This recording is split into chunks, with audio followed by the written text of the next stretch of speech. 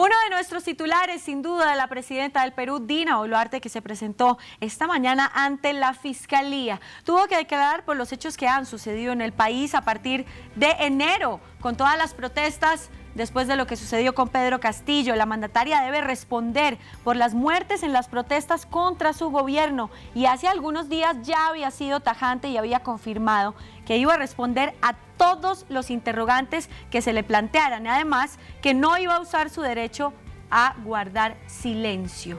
Declaró ante la justicia esta mañana.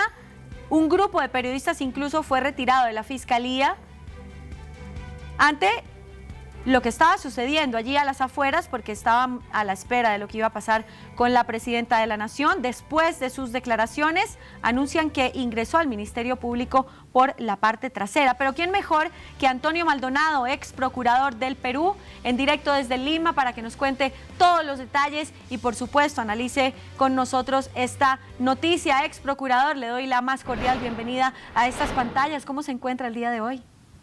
Muy buenas tardes, señorita Estefanía. Mucho gusto de saludarla. Me encuentro muy bien, afortunadamente. A sus órdenes. Igualmente, analicemos esta noticia, las repercusiones de estas declaraciones de la presidenta allí en la Fiscalía esta mañana. Sí, bueno, expresan una buena disposición a contribuir con su interpretación, los elementos de información que pueda aportar a una investigación largamente esperada, porque los hechos, como son de público conocimiento, se refieren a las protestas sociales de diciembre y enero, que lamentablemente concluyeron con la muerte de varias decenas de personas, sobre todo pobladores de las zonas del sur del país,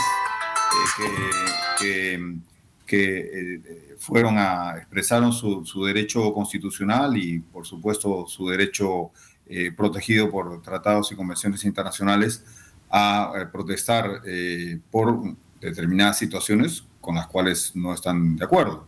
De tal manera que esta investigación ha estado por el Ministerio Público un poco postergada y parece ser que esta vez el Ministerio Público ha decidido ya realizar acciones importantes en marco de cumplimiento de su deber de debida diligencia, que es una obligación no solo en el ámbito nacional, sino en el ámbito internacional. Claro, ¿y cuáles son las repercusiones que tiene para la política en este momento? Porque Dina Boluarte viene de recibir un mandato muy inestable y ya ha sufrido ciertos momentos en los que ha tambaleado un poco su administración. ¿Esto tiene algunas repercusiones grandes en lo que va a ser su mandato actual?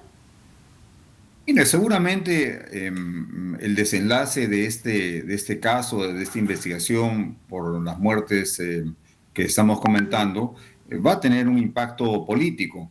Pero debemos, sobre todo, resaltar la importancia de que la investigación del Ministerio Público peruano sea una investigación hecha de manera imparcial, de manera objetiva, dirigida en primer lugar a esclarecer los hechos y en segundo lugar a encontrar responsables, de ser el caso, llevarlos a juicio. Esa es la labor del Ministerio Público. Sabemos que los estados tienen la obligación de investigar y que esta obligación, aunque no es una obligación necesariamente de resultado, sino de medio, no significa que sea una obligación que pueda ser cumplida de manera superficial o formal o burocrática.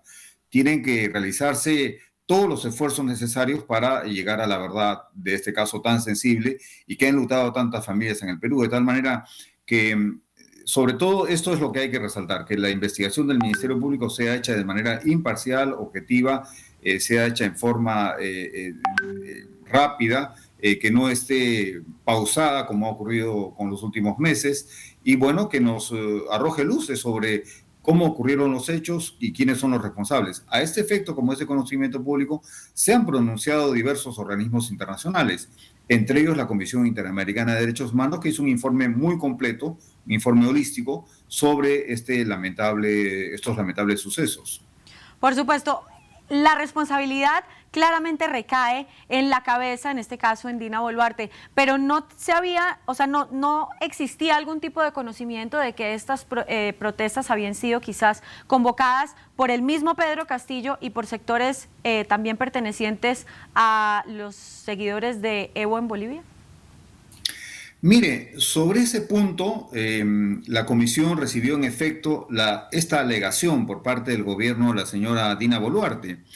Y si sus seguidores, quienes están escuchándola, tienen la amabilidad de ingresar al informe de la Comisión Interamericana, a la página 39 del informe, en el punto 86, se señala claramente que el Estado advirtió a la Comisión sobre la infiltración en las protestas de grupos organizados al margen de la ley con el fin de desestabilizar al actual gobierno mediante actos de violencia en contra de las fuerzas de seguridad e infraestructura crítica del país.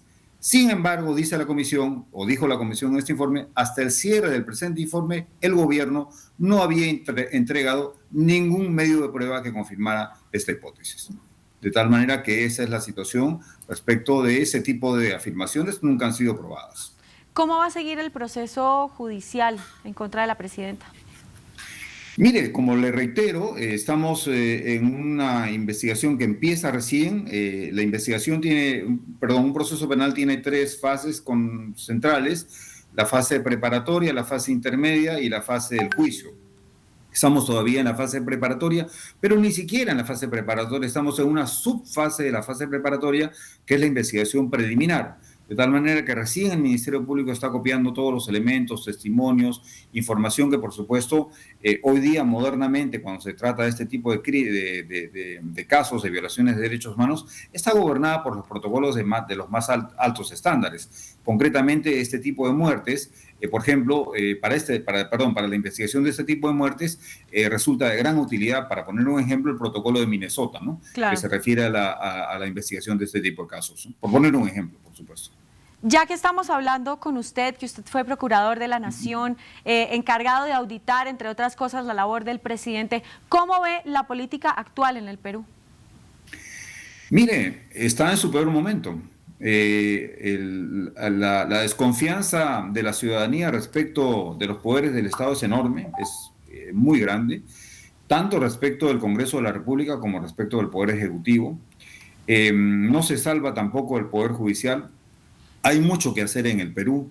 Es necesario retomar lo más rápido posible las sendas de la recuperación del Estado de Derecho, del fortalecimiento de la democracia, y cuanto más lo hagamos, por supuesto, siguiendo los medios que nos da la democracia, porque no hay otros medios para hacerlo, estaremos mejor. Pero en este momento, lamentablemente, estamos en una situación muy débil. Para poner un ejemplo, hay en el norte del país una crisis de salud producida por el mosquito que causa el dengue.